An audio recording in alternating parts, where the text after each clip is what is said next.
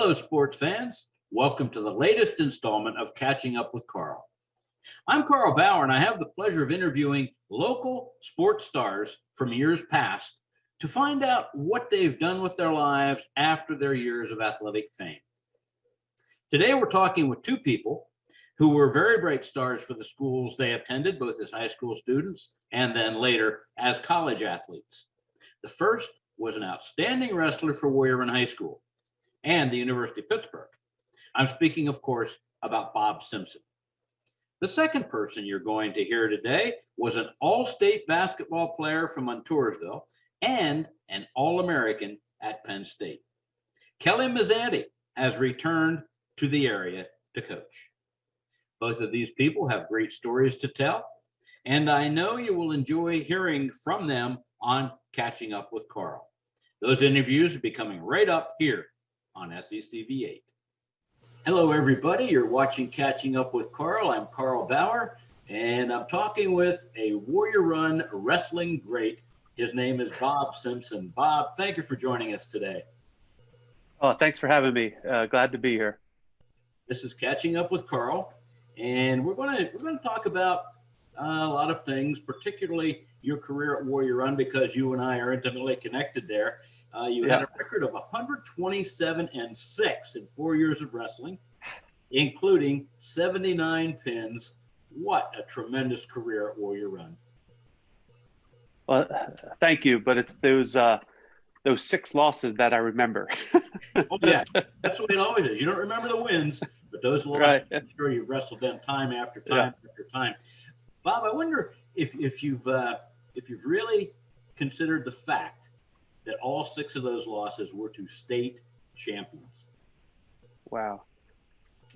It's funny you say that, because just last night when I was thinking about this interview, I was going through some of the matches, and for some reason lately I've been reminiscing about my high school career. I kind of feel like Al Bundy or something, going back to the high school days. But I was like, you know what? That's true. That all 6 losses were to state champions, which I'm pretty proud of, I guess. Oh, yeah. And stuff. So rightly you should. Yeah. And I think only one of them was to someone in District 4, and that was the default to Steve Budman. Yes. That's correct. You have a good memory, as I do. I remember those things so well. But like I said, I remember those 6 losses. Oh, yeah. I'm sure that's the way it works out every time. Yeah. My first recollection of you, you were in the grocery store in Watsontown with your dad, and you were just a little guy. You had this great big cast on your arm. I said, Bob, what happened to you? What was going on there? So I remember that was, I was still in elementary school, and I dislocated my elbow wrestling. And I think it was in a tournament in Hazleton, where I was standing up and the person was behind me, and he tripped me forward, and I went to catch myself and dislocated my elbow. And I remember the ambulance had to come and take me to the hospital. And as we were leaving, the ambulance hit a car. Oh, and that was a risky day. Yeah. And I ended up having to have surgery on that elbow, and some pins inserted into the elbow. And so I was out of wrestling for a while, but it was sometime in elementary school. I forget what grade it actually was, but yeah. I remember that. And I said to your dad, what weight class was it? He said, oh, probably 50 pounds. Well, that's the other thing. It's like, I look back at some old pictures. I'm like, man, I started like at 45 pounds. I'm like, that's pretty small. You never were a very big guy. No. In high school, 119 pounds was your highest weight class.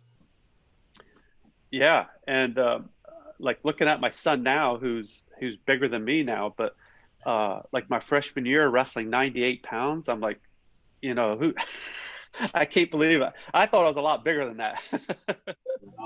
No, I remember that. And you and I had an experience too. You were on a junior high wrestling team that I coached, and I remember that very well. You never lost a junior high match. Yeah, the thing I remember about junior high was I think there was one match with Johnny Wallizer, who grew up wrestling and from Bald Eagle Nittany at the time.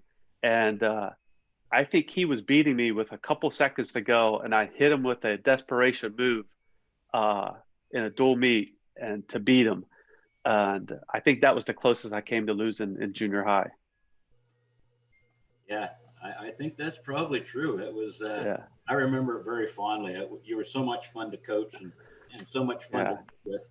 Um, that at the varsity level, the one loss to Steve Budman, eventually, I believe Steve Budman became one of your teammates at Pitt. He did. And I got to know him well at Pitt, and just an awesome guy and stuff that I grew to be really good friends with and stuff. So it was a good experience. And I saw Steve a year or so ago at the NCAAs in Pittsburgh, and so we reconnected. And he's just a great guy. Well, he went back to his home school, Hughesville, and I crossed paths with him again because of the sectional tournaments that Hughesville Right. and I had to talk to him about where SECV8 was going to set up cameras, things like that. And you're right. And he, by the way, he speaks very highly of you, Bob. Oh, thank you. Yeah. Now, I don't want to be on this too long. I know you have come to grips with it a long time ago, but in your senior year, you and a guy named Sam Corson, who lived in 44, wrestled for 44, Yes.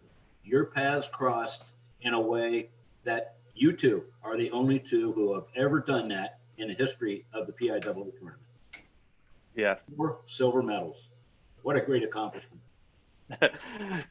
Thank you. The farther as time goes by, I sense the accomplishment more than when it happened. Oh, I'm sure. But I met Sam Corson, and just he was an awesome guy. And a funny story was my coach at Pitt at the time, my assistant coach, Stan Macedas, knew him, and I was losing weight to try to make. I was at the national tournament in University of Maryland. I was losing weight, and my coach wanted Sam to come up and start a conversation with me and say, how'd you do at States or whatever. And he wanted to get on me about being a 4-time runner-up. And Sam was like, I cannot do that to him. Like, and so he introduced himself and said that he was the other 4-time state runner-up and stuff. And we had a nice conversation. Awesome guy. And I'm so glad I got to meet him. I wondered about that as I was preparing for this interview. I wondered if you ever had the opportunity to meet him. Only 2 of you. There have been 15 or 16 4-time state champions, but only 2 of you. Like 2 silver medalists. It's tremendous accomplishment, Bob. And I know as you get further away from it, you're going to appreciate what you accomplished. Yeah, and I think the more people know about wrestling and things, that the more they appreciate it than others and stuff. So at this point, it's nice feeling. And like I said, I think the people that know about wrestling know the type of accomplishment that is and stuff. So pretty proud of that. Well, you went from Warrior End then to Pittsburgh, and that's a part of your life even now. I can tell by your email address. Your weight. Yeah. So that's still a big part of your life. Do you ever get back to Pittsburgh? Not as much as I would like. The last time I was there was during the NCAAs when they had it there in Pittsburgh. But I still contribute to the wrestling program financially because I want to see them do well. I love Pittsburgh. I love Pitt. I think the biggest thing with my wrestling career at Pitt was just the losing weight, and trying to make 118 was just, especially for all the 2 or 3 years, was just so hard. It seemed like I was more there to lose weight than to go to class or even to wrestle and stuff. I spent so much time losing weight, and just affected me and stuff. So, but I loved everything about it. The people there, Coach Stoudemire, awesome. and it was just the losing weight just made it not fun. Well, that in my opinion, and I coached it for a while, not very long, but for a while. I wrestled in high school. That is the worst part of the sport, trying to keep that weight. Yeah. And I learned that when my son was wrestling, like his freshman year, they needed him at 113, I guess it was, and he had to lose some weight. And I was there helping him, and I was like, wow, this does not seem right, and stuff. So, and I've seen it in younger kids and stuff, and it's just, they're fourth, fifth grade, and they're losing weight. I'm like, I'm not sure if we're doing the right thing here and stuff. And I think fair. It's a bad spot. Yeah, it's a bad spot, place for the sport that we need to be getting away from the losing weight as younger kids and stuff, and learning more about wrestling. Well, of course, your mother and father and I graduated in the same class. Yeah. Class of 1965. 65. And so I'm talking to your dad about you quite a bit. You had a military commitment, I believe, out of college. Yeah. So, and I'm very proud to be a veteran. So after I didn't graduate from Pitt, so I came back to Watsontown and was figuring out what to do, and ended up, it's like, how do I get out of Watsontown? Kind of like, I want to do a little more. So I ended up joining the Air Force, and left on, I think it was May 7th, 1997 for basic training in San Antonio, and ended up staying for a little over 11 years. And it was the best experience of my life. It was, it's just the pride that I have of like representing the country and serving your country is just unbelievable.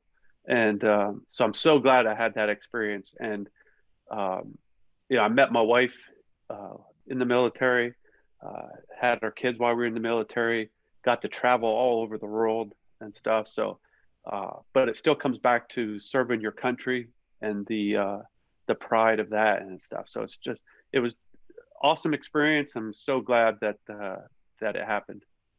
That gives me a good segue. Your family life. Tell us about your wife and kids.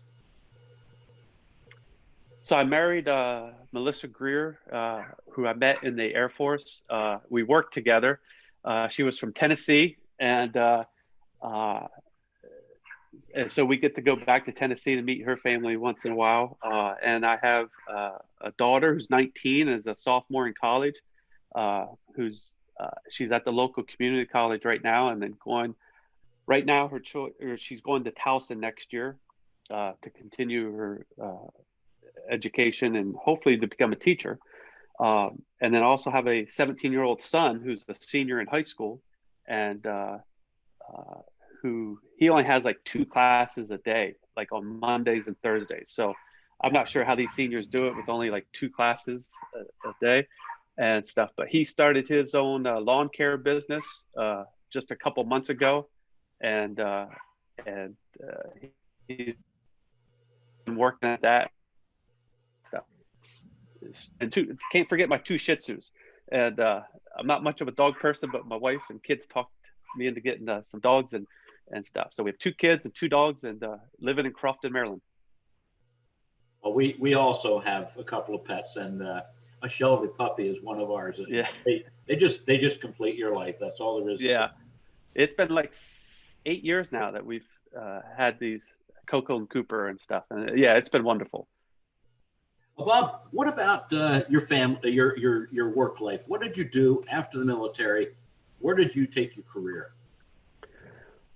So after the military, like I said, I spent about 11 years in the Air Force, and I knew getting out it was not, the smart thing to do is to stay in 20 years and retire and stuff. But I was at a point where I had my degree, and my wife and I wanted to, we were in Germany at the time, and we wanted to be a little closer to family. So I ended up getting out, and we moved to Arizona, and there we were, Northrop Grumman hired us as government contractors.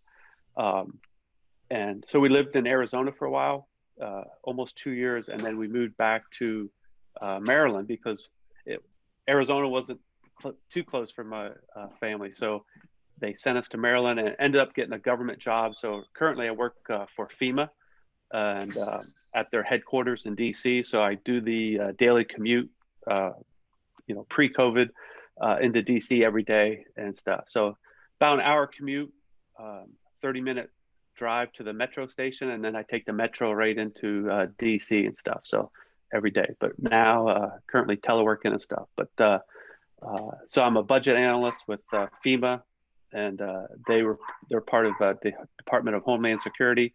And I used to be at DHS at their headquarters for a couple years, but all in the budget field. So. Bob, it sounds like things have worked out pretty well for you. And I'm just so happy you're willing to take your time to talk to us here on Catching Up with Carl. Yeah, it's been fun. I appreciate this.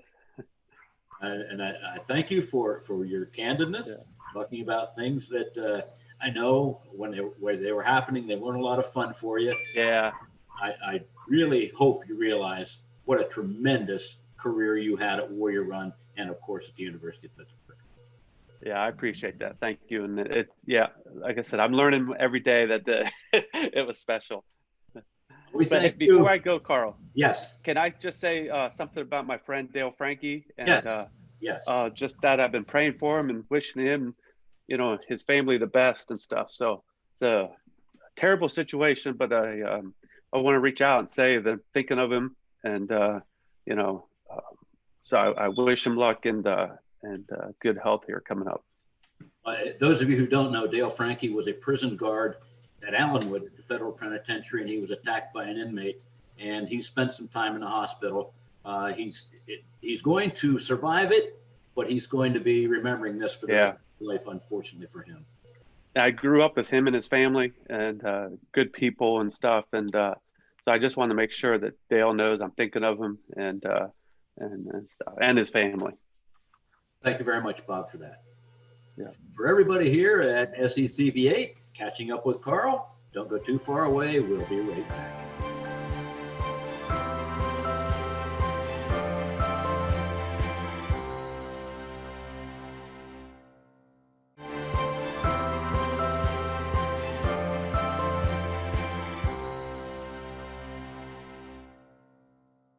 Hello, everyone. Welcome to Catching Up with Carl. I'm Carl Bauer.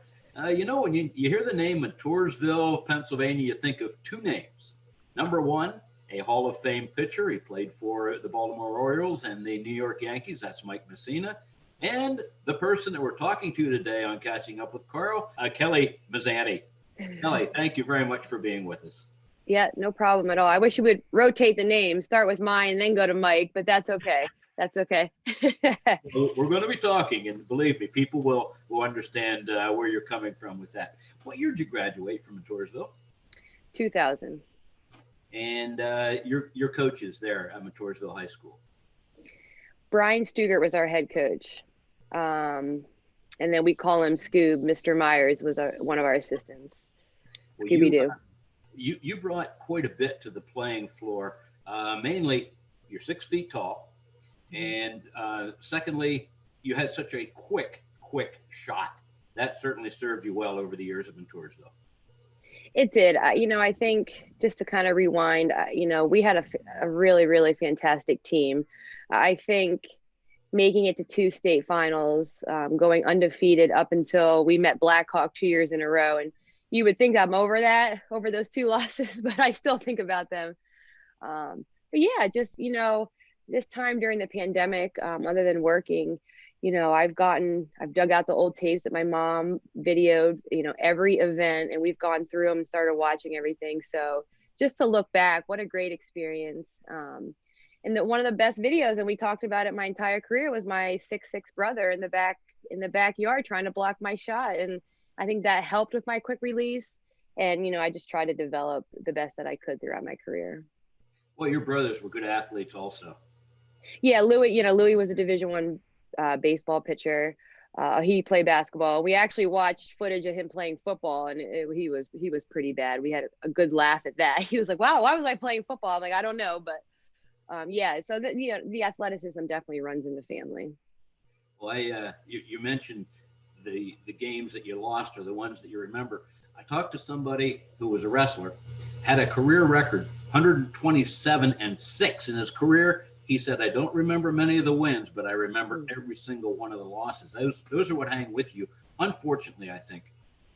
Yeah, and it's still, they're great memories. The fan support, we had a great student section. We traveled all over Pennsylvania competing, and we just met a better Blackhawk team.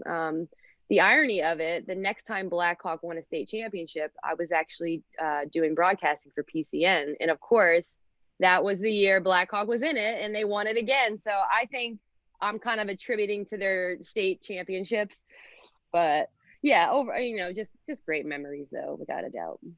Well, you scored over 3,000 career points in Mentorsville, which is incredible. Third in Pennsylvania history, by the way. And I'm sure you're leading scorer in Mentorsville basketball history. Yeah, I think so. I think, again, talking about reminiscing, I look back, and when I was going through it, I had no idea what I was doing. I was just competing. I was playing. I didn't realize the magnitude of some of the records that we were setting as teams and as individuals. So I think now, being on the coach's perspective side of it and seeing it, it's like, wow, how did I do that? I say that a lot. It's pretty remarkable. And the fact that I was able to stay healthy for most of my career definitely was a blessing. Well, there are athletes who aren't that fortunate. You took your game then on to Penn State. Why did you decide to play at Penn State? Well, to be honest, I went through the recruiting process, and I had letters from all over the country, Stanford, Old Dominion, Notre Dame. But I think it was just one of those things that I visited, and that was it. I knew, I just had a gut instinct about it. Obviously, I love the coaching staff and the players, and I didn't drag the process out. I knew that was the spot for me. I made my decision, and it turned out to be a pretty good one. Well, good one for you, but also a good one for Penn State. You were a three-time All-American, 2002, 2003, 2004.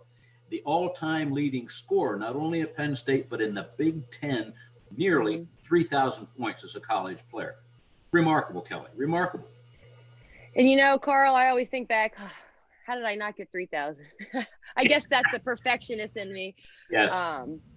But again, just like my high school career, I just remember my mom saying, do your best, good luck. I had no idea what type of career that I would have personally and as a team. I mean, for us to make 2 Sweet 16s and Elite 8, 2 Big Ten titles, it's just remarkable what we were able to accomplish, what I was able to accomplish. It's pretty special if you think about it. Well, you have other Big Ten records on your resume, field goals attempted and made. You made over 1,000 field goals in your career. That's well, amazing. Everyone always just makes fun of me. Did you ever pass? And my argument is, out of our 4 starters at Penn State, 4 of the 5, we were all 1,000 point scorers. So we had a really, really good team. I remember Renee Portland, our head coach, saying, after my freshman year, I'm going to surround you by 2 of the best guards in Pittsburgh. And that was Tanisha Wright and Jess Strom. And she did. I mean, we just had a really, really good team, and we were selfless and played for each other. And it was fun. It was absolutely fun. Well, I'm sure your 3-point shooting also helped a great deal. 357 3-point shots made in your career. It shows, number one, what a great player you were and are. And it also shows how much you wanted to help your team. Yeah, I mean, I think that was my natural God-gifted ability to shoot the basketball. Definitely the offenses I was in a position where I could shoot a lot of threes. But again, I worked on it, and I will tell, my players now, I mean, I was in the gym all the time, and, there was no shortcut to the success I had and the success we had as a team. So that was the biggest thing looking back. That was, I put the work in, and we all did. And I think it pays off when you do it the right way. You made an excellent point, and that is not only did you bring a lot to the floor, that you had some things that were naturally God-given to you, but you worked very hard. I think that's a combination that most good athletes have. I agree. I wasn't the fastest. I wasn't the strongest. So I always, one of my coaches back in the day said there's probably someone at the gym right now working on their game. And that bothered me. Like, I wanted to make sure that, I gave myself the best chance to be, the best player I could be. So I was always in the gym. I mean, my dad would rebound for me even on Christmas Eve. So that's just who I am. It's just kind of part of my makeup. Well, one of the really nice perks that you had was that in 2004, your jersey at Penn State, your jersey number was retired. But I'm a little curious, why number 13? To be honest, that I was 13 years old when I was moved up to the varsity team. It was my age, and it just stuck with me as my number. I was able to retire my high school and my college number. So, fear of the number 13. I didn't realize it then, but I think it turned out to be pretty cool. And now my niece, Bryn, she plays soccer and she's number 13. So it's pretty special. It is. And that's very nice. Well, you then were drafted by the WNBA and spent some years playing professional basketball, including 2 years as world champions with the Phoenix Mercury. That 2004 to 2009, 10, something like that. What are your best memories of the professional game that you played? Well, I think a combination of going overseas, playing in the WNBA. It was 7 years where I would come home, I would drop my summer bags off, I grab my winter stuff and go. And being able to play the game that I loved as a job. I mean, if you look back, it's not many people get to say that they were a professional athlete. Obviously, a highlight is winning those 2 championships. I think in particular, 2007, we were the first team to win it on the road in Detroit, Game 5. Just that experience and, being able to contribute as the 6th man. My parents were able to come to the game. There are certain teams that you look back on and you just remember we were in it, and we were, Paul Westhead was our head coach, and he could have said anything. We were so locked in and believed everything he said. To win it, it's pretty special. And every once in a while I'll get my rings out and it's like, wow, 2-time world champion is pretty cool. It is. It's very cool. And then obviously, eventually you decided time for me to get out of the playing career and start coaching. Where was your first coaching job? I spent my first 5 years at IUP, which is Division II near Pittsburgh. Tom McConnell was my first head coach. I'm sure you know the McConnell name. Susie McConnell was an Olympian. Yeah, so timing was everything. I actually didn't think I wanted to coach, and the opportunity arose, and it was a really, really good first coaching experience under Tom. His tutelage and his wisdom. So yeah, I was there for 5 years, and this is my 2nd year at Bucknell. The job opened up at Bucknell, and you snapped that up. Number 1, Division I, but also number 2, you're closer to home. That's the best part, Carl. I mean, there's times where I'm like, I still have to pinch myself. Bucknell is a fantastic place. And, one of my best friends growing up was Molly Creamer, who was one of the best players to ever play at Bucknell. And she used to always say, well, you should have went to Bucknell, not Penn State. And we would joke. And here I am, coaching now at her alma mater. So it's pretty cool. I really enjoy it. I love the coaching staff and the players. So it's been a really good experience so far. It's a little tough right now, though. This COVID thing that we're in, it just makes it hard on everybody. How are you coping as a coach and as helping the girls to deal with it? It's really been challenging. It's been, since last March when our season ended abruptly in the Patriot League semis. We were playing our best basketball till here we are in December. We're still dealing with it. I'm so impressed with our players. They're on campus. There's nobody else but men's and women's basketball. It's day to day. A lot of life lessons are being learned, but it's very challenging. I think as a staff, we're just trying to be as positive as we can, get them prepared because we're supposed to start January 2nd. So we're working hard in the gym and we're doing the best that we can. Hopefully everybody will stay healthy. Yes, thank you. That's the plan. We're doing our best. Well, Kelly, I want to thank you so much for being with us. I was just delighted when you said you were willing to do the interview here and catching up with Carl. And hopefully I'll be able to come down and see a game or two at Bucknell. I'll look you up. Yes, please do. Make sure, you bring as many people as you can once we get out of this pandemic. But no, thanks for having me. I appreciate it. And I hope you have a safe and Merry Christmas. This has been Kelly Mazzante here on Catching Up with Carl. Thank you for being with us. So long, everybody.